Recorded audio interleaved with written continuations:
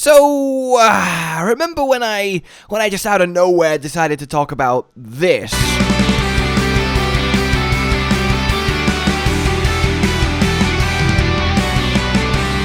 Well, don't worry, we're not going to talk about it again, though it's still absolutely insane that Mesopod reclamation was ever a thing.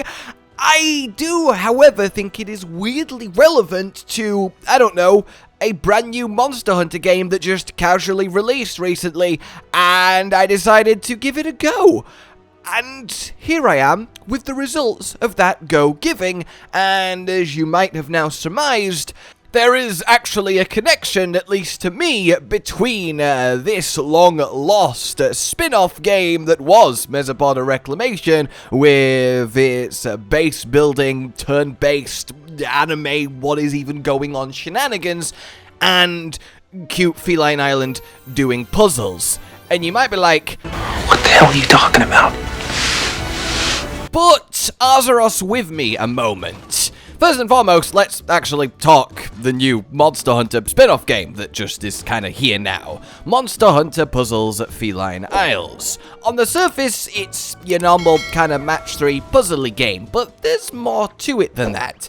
I've put the first couple hours in, I'll show you bits from the opening of it, and of course, the trailer itself. It does a solid job of conveying what's going on, but one thing you'll notice very quickly is that there's actually a fair amount of charm here. There's old school Monster Hunter sound effects.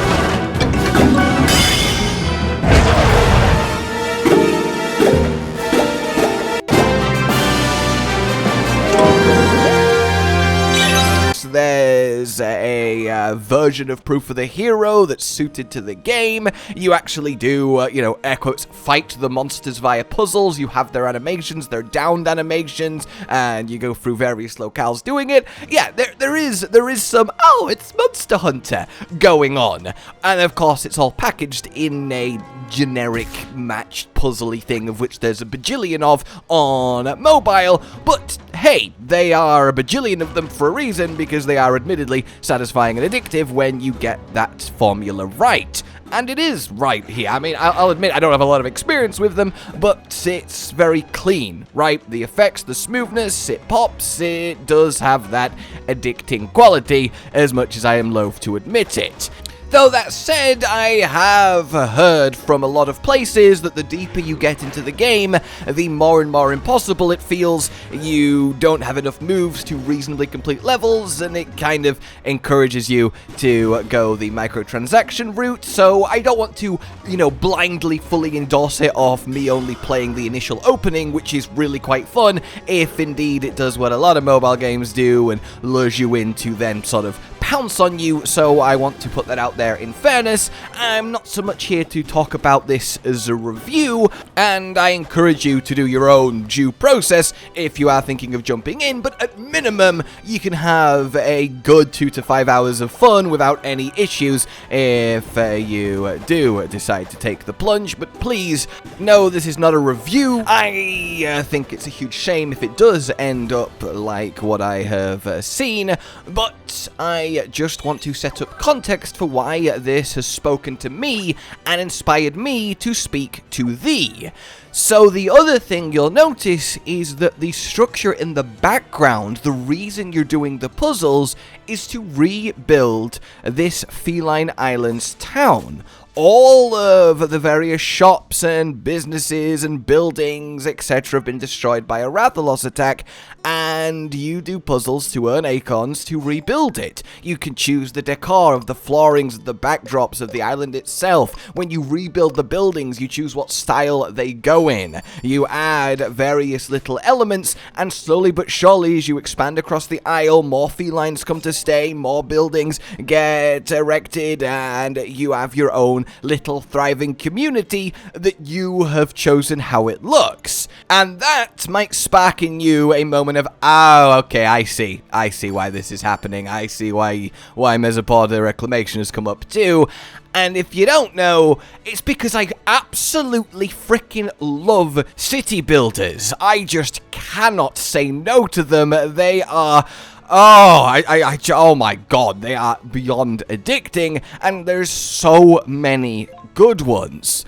but one that I have never gotten that I think would be absolutely lovely in this world of getting so many Monster Hunter spin-offs is a Monster Hunter city builder, where you plop down like the guild hall as the base, and then you build up this hunting town. The taverns, the armory, the item shop, the places to stay, the arena to train and keep captured monsters, residents, walls, defenses, your castle and siege equipment, installing a dragonator, repelling siege monsters, but from a macro above view of actually day-to-day of planning and running and keeping up with a Monster Hunter city in the Monster Hunter universe. Manage parties of hunters to defend your walls and expand, and I just think it would be so much fun.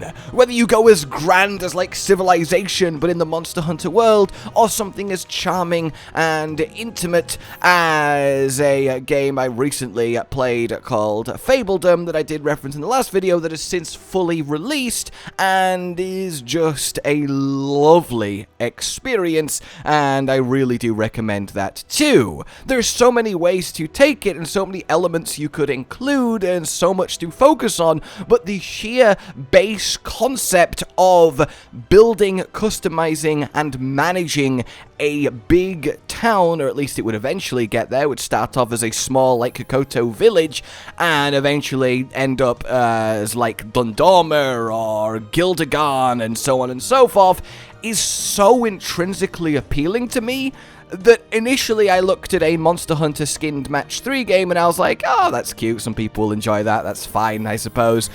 And then when I saw slowly rebuild the Felyne town, I was like, I'm gonna try this game now, and it got me. It's as simple as every puzzle you do, you get the acorn, you click on the building, you choose how you want it to look, you see it get built, and that does it. That gets my dopamine receptors all recepting, and I think that's really, really fun.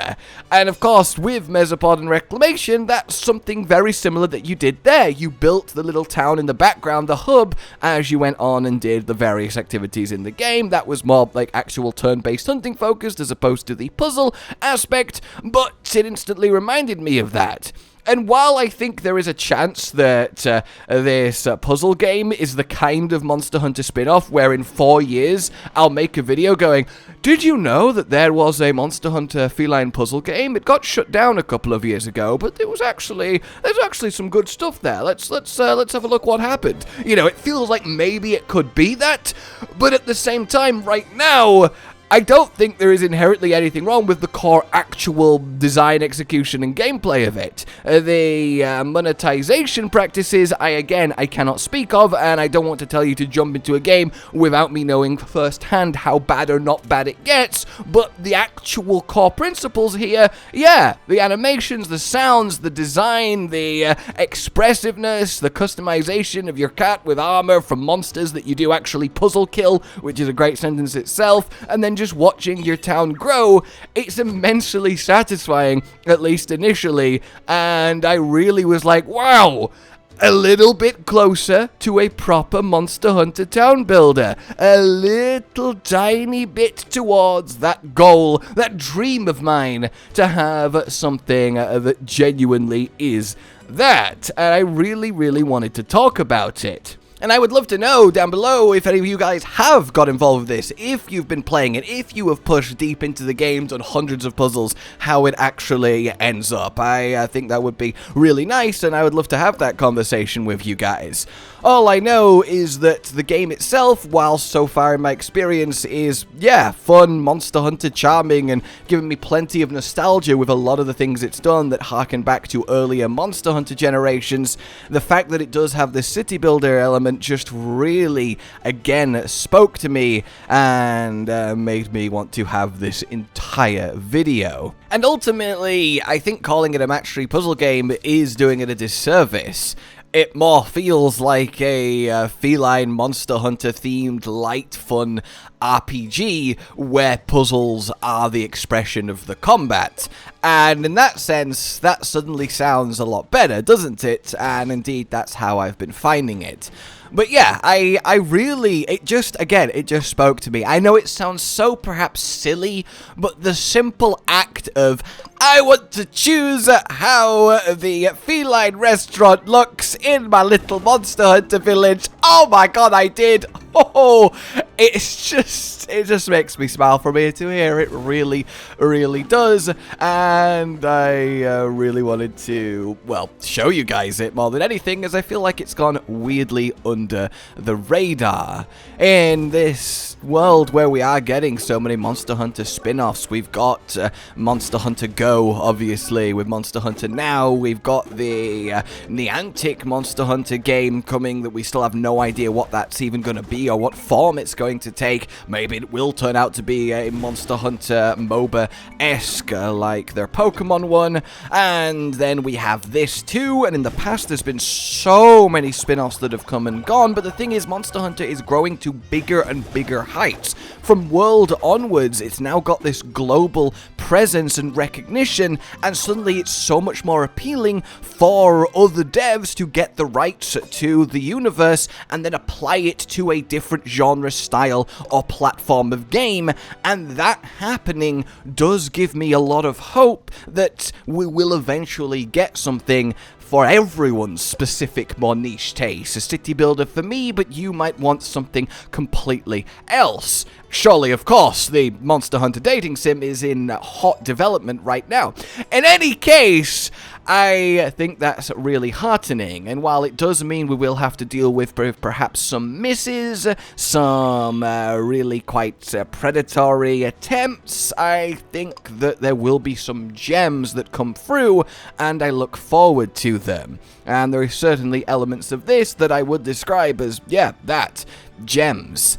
In any case, I would love to know your thoughts on all of this, and indeed, well, if, as I said, you have given it a go, and how you've been finding it. For now, though, like if you have enjoyed this, subscribe and hit the bell for more, and definitely tell me that what genre of game themed to Monster Hunter would be your absolute ideal, outside of, you know, literally mainline proper Monster Hunter. In any case, please consider supporting the future of the channel on Patreon down below. It does keep us going, lets us keep making content, and means the absolute world. For now, until we meet again, a goodbye.